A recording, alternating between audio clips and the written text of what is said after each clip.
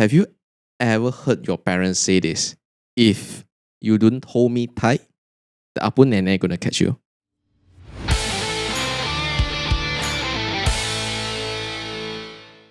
Hey, you are now listening to the Nasi Lemak Podcast. I'm Xiang Huan. I'm Cynthia. When I was more, but so racist lah. Sorry, our Indian friends. We did not intend to be racist because let me share why I brought up this topic, right? Is that over the weekend I went to a hospital for a charity. In the waiting area, there's this Indian man. He doesn't look fierce. He looks very Very friendly. And then there's this Chinese auntie with her kid. Along the way, he's been running around, playing this and that. So out of nowhere, right, this mother actually told the kid, they speak in Mandarin in a way. So if you don't hold me tight, the apu nenek gonna catch you. So I mean, immediately I was like, wow. This is a typical kind of, those older generation of Chinese. Yes. I mean, this mother, right, doesn't seem to be the old generation. It's a very young generation. Young Probably younger generation. than us. Huh? Probably younger than us. So that immediately remind me of my childhood time, right? Which our parents used to tell us a lot of lies.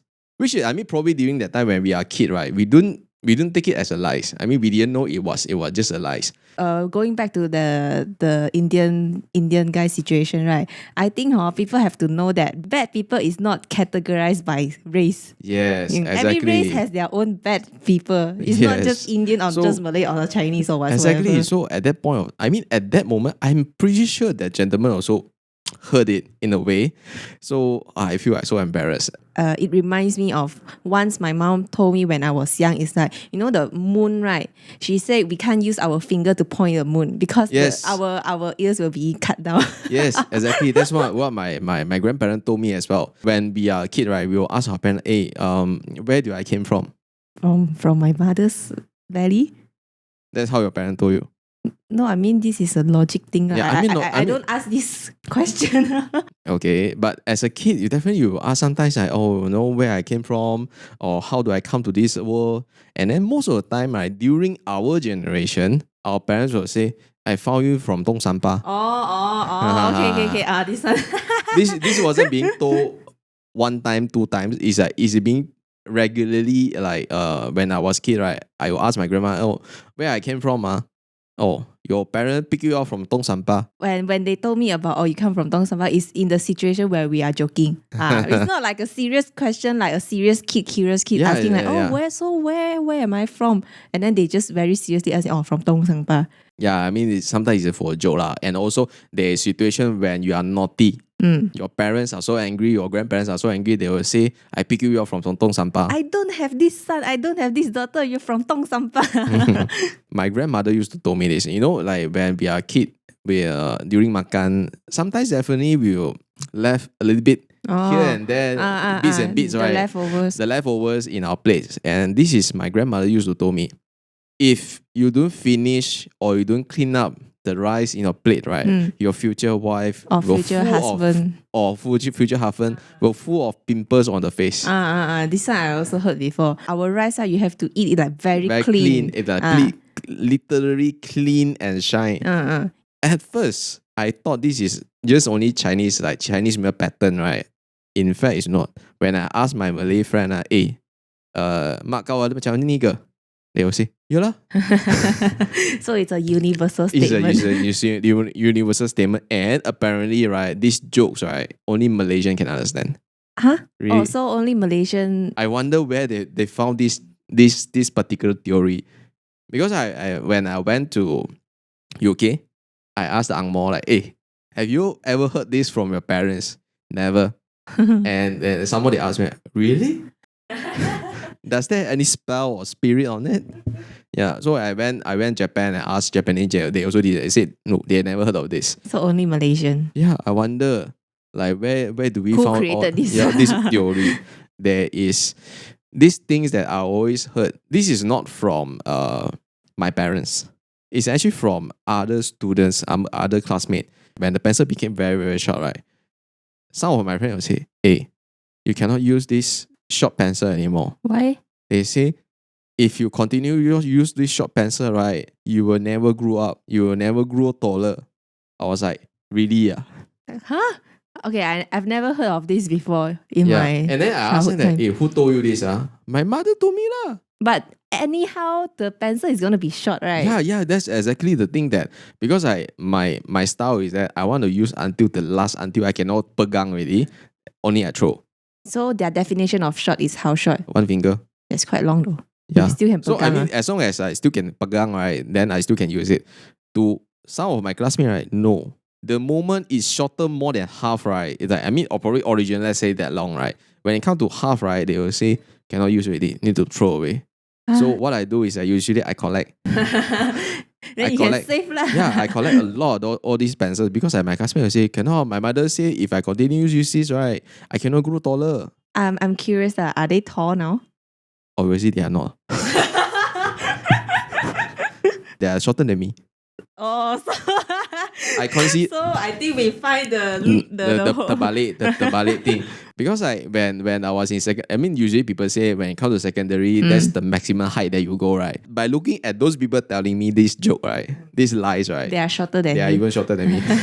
So I was like, okay lah, balance lah. So it doesn't really make any sense. Other than this, right, I feel that sometimes certain lies also a bit sarcastic lah in a way. Those rubbish collector, right? Oh, okay.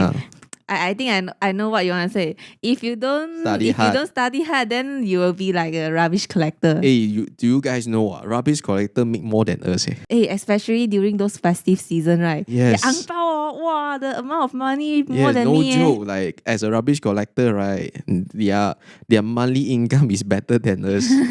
Their work is tough lah. Tough lah. It's tougher. And also, I would say we must respect them because basically without their sacrifice, without their what they call professionalism, right?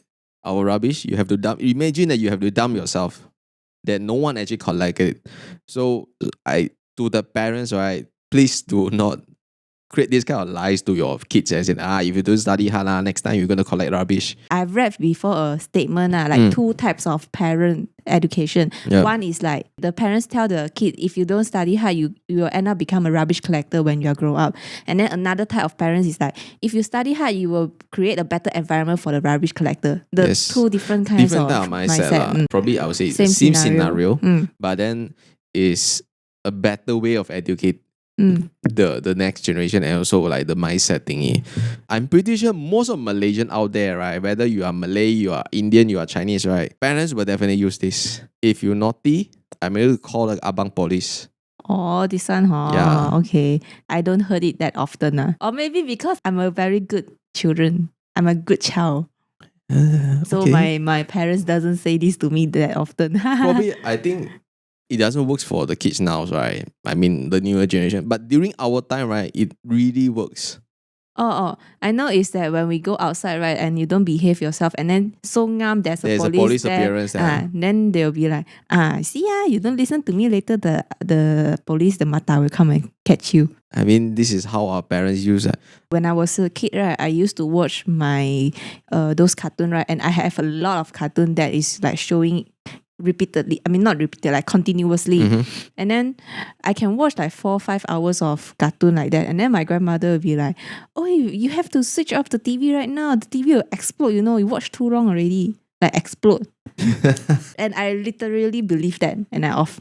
How your grandparents try to stop you from watching. Do you have this kind of action is in like the longer you watch, right, the closer you sitting to the TV? No, really? No. Oh, okay. You see, I told you I'm a very good kid when I was young. Okay. As a kid, in my siblings or even now by looking at all these nephews and so on, right? It's like there is always the moment, the longer they watch, right, the closer they are to the TV. And then they will tell you like you will get like short sight. No. This is the current generation of parents will tell you that if you get too close, your eyes are going to be bad, your eyes. I mean, that is a very scientific explanation to the kids, which is good. My time, you will be absorbed into the TV. Yes. the closer you are, right, then your grandparents. My grandmother always used to tell us this. Sit closer? Why don't you just stick to the TV and later you go into the TV? When my grandmother said this, right, But you actually listen to it, man. I mean, you believe it. I mean, probably that moment, yes lah. As a kid, because I definitely when grandmother remind, right, I was like, okay, go back sofa. And then after probably 30 10, minutes 20 minutes, later. right? Phew. I was sitting down next to the But TV. why do you sit so close I to the don't know. TV? I very hard to explain. It's very hard to see. You sit so close. I don't know. I can't explain until now. Probably I can't explain. It's just like it's from sofa, moving down to the floor, slowly go, and then as in like I don't know. You will just unconsciously moving, and then next you're in front of TV already. It's hard for me to understand this because I can really sit still and just watch the TV without moving at all. I mean, this is not only happened to me. My siblings were the same. Like you can see them like unconsciously like moving from one place to one place, and then getting closer to the TV. Even now, by looking at my nephews, right, it's all the same. It will be unconsciously sitting right in front of the TV already. When you was a kid, right, let's say for example that you cough or fever, and your parent will definitely scold you for something. Play some more lah. Now sick already, something like that. Play the computer or play the phone or whatsoever. My mother used to say, "You didn't drink enough water lah." Or drink enough water. Everything also like you headache, not drink enough water. You fever, not drink enough water. You cough, not drink enough water. What also not drink enough water? Some is like memang no logic one is like, you see, you didn't drink enough water, like not related at all. I mean, it would not be logic at all, and it will not necessarily to be relevant. It's like they will literally tell you, because you not drink enough water. But I think drink enough water is still okay. Another one is not very logic one is like what I mentioned just now. Play so much game lah. And sick already. Like it's not related. Why is my sickness related to me playing games though? Now back to the audience. What kind of lies that your parents used to actually tell you as you grew up, or probably when you are a kid? Probably can be for the good sake, or probably can be just jokes, or even probably just their standard behaviors lah. So do share with us in the comment area, and we love to hear your story. Thank you for listening to the Nasi Lemak Podcast.